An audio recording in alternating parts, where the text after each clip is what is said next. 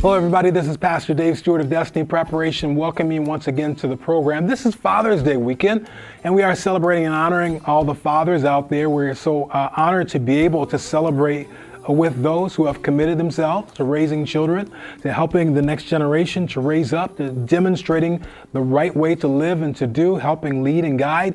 Even in times like this, when so many young people are just not knowing which way to go, there's a lot of fear, there's a lot of frustration going on. We are living through a time like we've never experienced before, not only in terms of the epidemic that's been going on, the pandemic, and trying to deal with that and the change, especially in the lives of youth that are not able to graduate the way they normally would, not able to do so many things that they normally would this time of the year. And for those of us adults as well whose lives have been changed. Not only that, but all the frustrations that have been expressed and coming out over the past few weeks. This has been a very, very challenging time.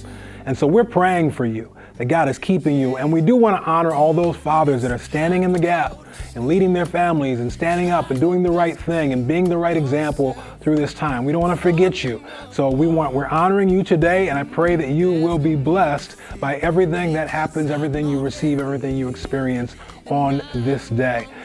It's quite a time. Next weekend, by the way, we are celebrating our graduating students, all those that are progressing from one stage to the next, not just high school to college, but throughout, graduating from college, those are graduating from elementary school up. We're honoring all those next week. So we have a very special event prepared for that that's going to be on air. And so we invite you to connect up with our Facebook page to check that out. And looking forward to that being a great, great celebration, even though it's going to be an online one. So I want God to stay with you. I pray that God's going to keep you. And I want to share with you this sermon today, which honors fathers and honors the Father himself, God. So it's called Someone Needs a Father. And I believe that's true. And I believe that if you are in need, if there's something, a lapse in your life, if there's a gap that needs to be filled, I want you to understand that God knows how to fill it, because he is the ultimate Father, the perfect Father. And if you're missing something, if you've lost something, God is there to fill in the gap. God bless you. I pray this blesses you, and I hope to see you real soon. Our purpose as parents is to help prepare the next generation. We are to help carry things on. We build the foundation for the next generation to grow and establish itself on. We have that responsibility to help build into the next generation. Children are our version of creation. The Bible tells us that God made man in his own image. He created us, and he created an offspring like himself for the purpose of being like himself, representing him, carrying his authority, carrying his power. He created us to be little versions of him. When we create or procreate, it is our version of creation. We are creating beings like ourselves. And it's our responsibility as creators. Every creator has a responsibility for the things that they create. Are you hearing me today? Every creator has a responsibility for the things that they create. When you, even as an inventor, when you invent something, you invent it for a specific purpose, to achieve something. You have a responsibility to establish the purpose of your invention. I've created this with purpose, to do this, to achieve this, to be used like this. You set the definitions of what it is that you have created. We have a responsibility in the offspring that we produce, not just to produce them, but to generate their purpose, to generate their identity, what it is that they are to be. So in creation, there is the genetics aspect, which is the physical creation. We pass on our genetics to them. We can pass on our application to their DNA. We help with their eye color. We help with their size and their body color and different aspects of their physical nature. But there is also the environmental impact that we're placing into them. You don't just create a child through a seed and through an egg. That starts the process, that gets the matter, creates the matter, but a child is created and developed even after it is born. Are y'all still with me today? The environmental aspect of what you put in them and around them helps to develop them. Once they are created, they have to be developed. Think about clay. You take clay and you have a ball of clay. That's great. You have the substance, but now you have to do something with it. You have to put it into some kind of form. You have to form it into something before it becomes something. Prior to that, it's just a ball of clay. Amen? When we create children, we start with a ball of clay that then needs to be molded. It's, if you will, the likeness of God if he had created man out of the dust of the earth, but never breathed into him. You would have a substance, but that substance would not be prepared to do anything yet. It would not have any direction. It would not have any life. We are responsible, once we create a child, to bring life into that child. Are you with me? So we pour things into them, some of the things intentional, some of the things not so intentional. Y'all hear what I'm saying? We're pouring into them from the very moment, the first moment that you see that child come out, you start pouring things into that child. From the very first moment at which you either take that child and wrap them up in your arms or you leave them somewhere isolated on their own, you are putting something into that child. In fact, the closer to the time of their birth, the more influential the impact that you're having on them. You may not even see it or realize it or understand it but from that very first moment, some even start before they come out, talking to the belly and rubbing the belly and just wanting them to hear their voice, because you are inputting into them an identity of what not only is right, but what they are, what they should be comfortable with, what they should be familiar with. Listen, there's going to be a big difference if you bring in a child into the world and you bring them into a home and a nice cozy place and a nice warm and you have clothes for them, or if you bring them in and you sit them down for the first time and for the first aspect of their lives in a crack house. There's going to be a difference on the impact of that child if that child was held when they were young, when they were birthed, or if they were just left somewhere on a shelf by themselves and never touched. They show us scientifically there's a difference between a child that is coddled and a child that never experiences touch. Because you are pouring things into them that help to establish what is comfortable, how familiar they should be with certain things. The environment that you are establishing for them is making something of them. It's giving them an identity.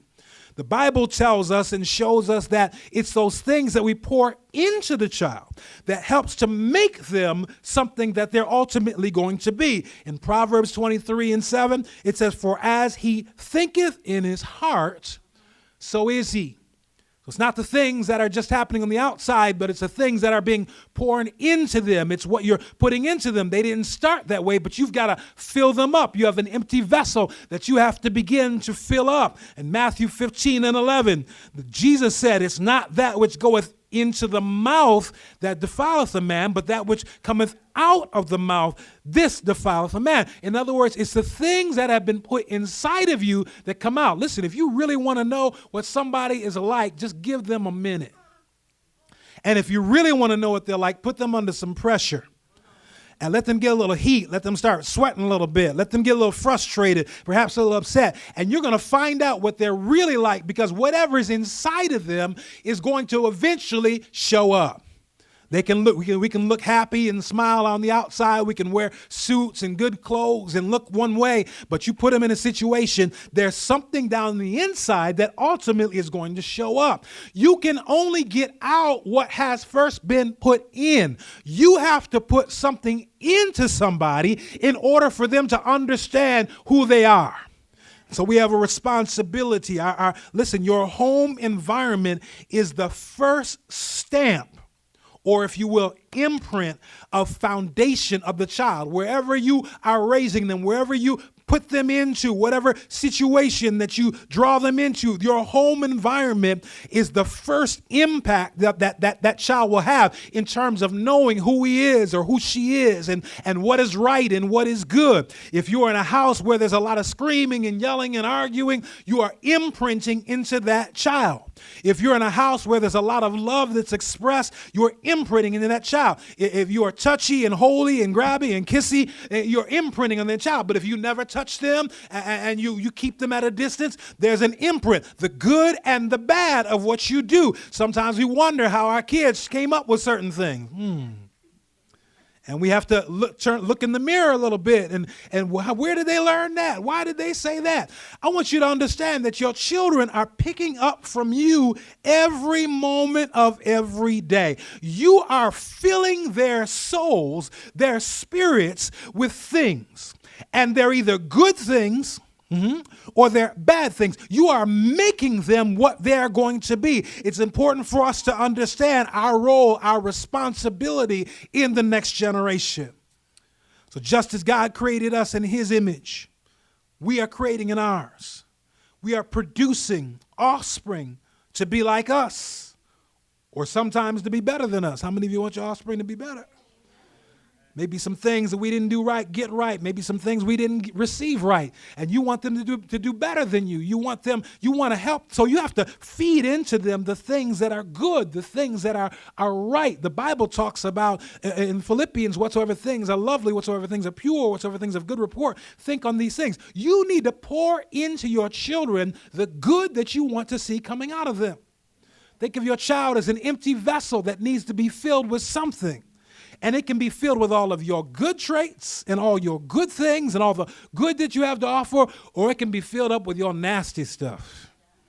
How many of you know we got some, sometimes we got some, we got some ugly things. We got some things that, no, we don't need to pass that on. You have to understand what you are filling into your children. Children naturally identify. They naturally align with their parents. They want to be like you. They want to act like you. They repeat your actions. You ever see your child, you act a certain way, you stretch a certain way, and then they start stretching a certain way. You start doing certain things. You sit up in the chair in a certain way, put up your legs and arms in a certain way, and you look over, and there they are putting up, right? Because you need to understand what you're creating here. It's not, you can't just blame it on God. You are putting some things into them. If you want them to learn how to sit up right or behave right or talk right, guess what? You better be doing it first, right? Wondering why they don't say their words right, why they don't, pronounce their words. Think about what they're getting, and you'll understand what they're giving. We have a responsibility. They're picking up from us every standard. They're picking up their norms. They're watching. They're copying. They're learning from us the right and the wrong. We have to understand that we have to pour in them the right things and shield them, or at least help them to understand what are the wrong things. There are times we get it wrong. We have to go back and maybe clarify. We got to change. We have to evolve. We have to grow so that they get the right things instead of the wrong things. When we look at men and women and the relationships that they have in their children, women tend to be natural nurturers. Naturally, they express love to the child. They help that child to understand what it means to be loved, to be coddled, to be touched. Sometimes as men aren't as focused quite as much on some of those things, but women are natural nurturers. They help a child to understand that somebody loves them, somebody cares about them. They help to build an aspect of confidence that somebody cares about you. There's something about knowing that somebody cares about you, that somebody values you, even when you messed up, even when you went the wrong direction. You just come back and you're still loved. You made a mistake? No, you're still loved. You did wrong? You can be disciplined, but guess what? You're still loved. There's somebody there to catch you even when you're not right. So it helps us to understand that there is somebody that loves you. Men by nature are intended to pass on identity.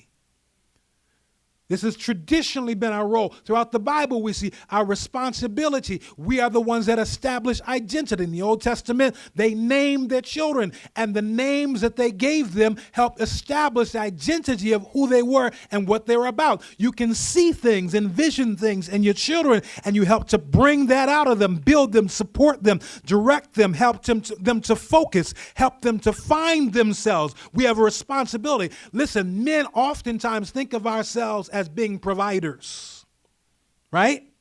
Many of y'all here today? Hello?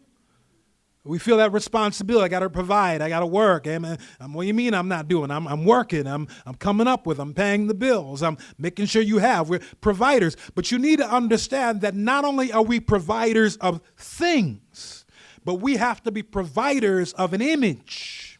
Come on, man. We have to be the providers of an image. We have to help make sure that our young men understand who they are, that they have purpose. We have to make sure that our young ladies, our young girls understand that they are valuable, that they are precious, they are special, they're unique. In fact, sometimes they're too good for somebody. Hello. My girls went for a long time thinking nobody was good enough. No, Daddy, I'm bringing another. What? Yeah, whatever. Right? You better step up. What do you do? Who is you? Where you come from? What you want? Why are you here? Some of them out here are still hurt.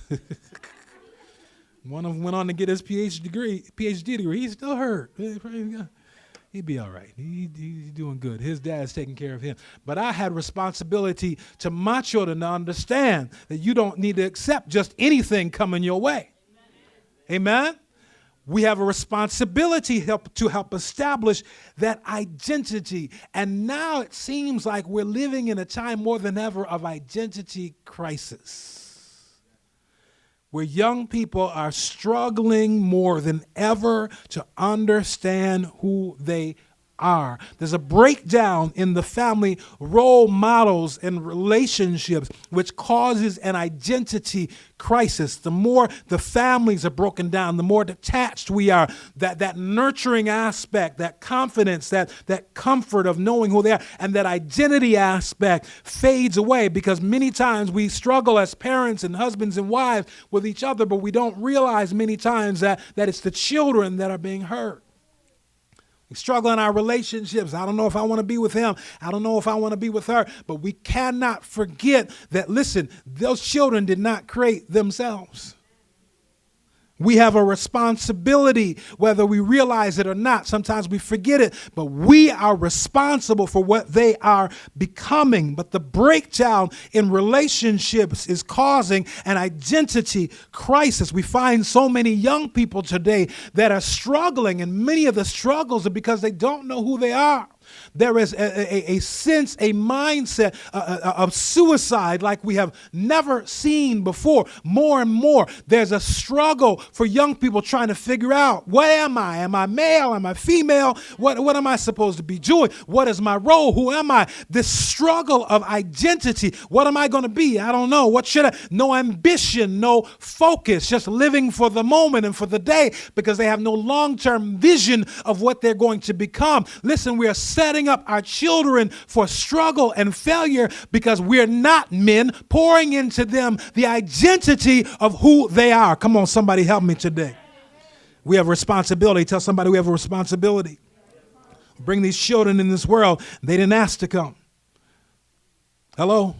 They didn't ask to come. We decided to bring them here. We decided to do what we needed to do to bring them here. Now we're responsible for them. Today, this selfish mindset just wants to leave them at the door, just wants to leave them at the curb. I don't know. I just, hey, whatever, but we are responsible for what we create. We are responsible for what we bring into this world, and we cannot just leave it at the curb. We have to build, we have to pour into it to make them what they are called by God to be. Amen. How many of you know we're responsible today? We got to do what we need to do. Children today are so separated from fathers. And as a result of being separated from fathers, these children are often frequently over nurtured and under focused. I'm going to say that again, overly nurtured, because there's an imbalance. So they become overly nurtured and under focused. Now they're so loved, they're so precious that they can't do anything. They're so much so that they're in a bubble, that they're so isolated that they have no vision of who they're supposed to become, because they're so loved and so coddled and so protected, and don't matter what you do and it's all right and it's okay and you just don't do anything, that's fine. But we understand we need both. We need to be nurtured nurtured to be loved, but we have to be focused as well. We have to have a vision. There has to be a vision in your life for something. And you may not understand that. I spent time yesterday at the young people's event for the young men, 14 to 20, distinguished gentlemen, and we were talking to some of these young men. What are you going to do? What are you going to be? And some of them have an idea and some of them don't. But somebody needs to help pour into them. I told one of them, I said, I know what it is to be in your teens, and you don't really know what you want to do and what you want to be. But somebody has to be able to help pour something in them that will give them direction and focus and want to be something more than what they are right now. Some of them have to stretch a little higher. What do you want to be? I want to be a rap musician. I want to do this. Well, what have you thought about doing something with your brain? One of them said, I either want to be a musician, I want to be a rap artist, or I want to be a lawyer. I said, okay, well, let's work with it. Let's talk about that for a moment. You can use one to help be the other. I gave them some examples. Some people I've known that have used their mind to give them the opportunity to be able to do something with their creative ability. You've got to help form them, give them idea. Yeah, I never thought about it like that. Didn't imagine that. Somebody has to pour into them. Are y'all with me today? We need to understand today that young people need to have some comfort in who they are. Listen, if you have no security in who you are, then you have no confidence in your potential. If you're not secure, if there's no security in who you are, then there will not be confidence in what's your potential. If you don't understand that you're standing on something with some foundation, then you have no confidence to stretch out, to reach out. You've got to first be comfortable where you are in order to expand. Every child attempts to find its horizons, find its range, find out how far it can go. Have you ever had children in your life and seen that, they'll test you? Any parents know what I'm talking? They'll test you. They'll see how far they can go. They'll take one step. You gonna complain? You don't say nothing. So okay, they don't just stay there. They take the second step, and sometimes they'll look behind them. See if you're watching. You just looking down. I don't see nothing. And so they take a third step, and they're waiting to see where their boundaries are. We have to help identify boundaries. And you think it was done when they were 2 years old, and here they are at 15, and they're testing those boundaries. Instead of calling you mom, they call you Joyce. They call you Mrs. Whatever, or whatever. They start testing the boundaries. You say something and they say, I don't want to. Testing the boundaries. Later, Mom. I don't feel like it, Dad. I'm not. They don't ask. They tell you, I'm gonna do it later. They didn't ask if you do. I'm gonna do it later. What? You telling me? They are testing the boundaries. They have to understand where they are. They have to understand who they are. And children naturally test the boundaries so they can figure out where and who they are. That's how they find out right from wrong. They test. That's why they stick their finger in the socket. That's why they stick their finger on the stove, because they're testing to see where the boundaries are. They test you, and you have to tell them how far they can go. Listen, sometimes we just let them go and go and go because we love them so much and we just want them to have anything. So they ask you for one thing, you give it to them. So they don't. Do they stop? Nope. They ask you for something else and you give them that. And they don't stop there. And then they ask you for something else. And then it's another thing and then another thing until you finally say stop. Because until you say stop, there's no boundary.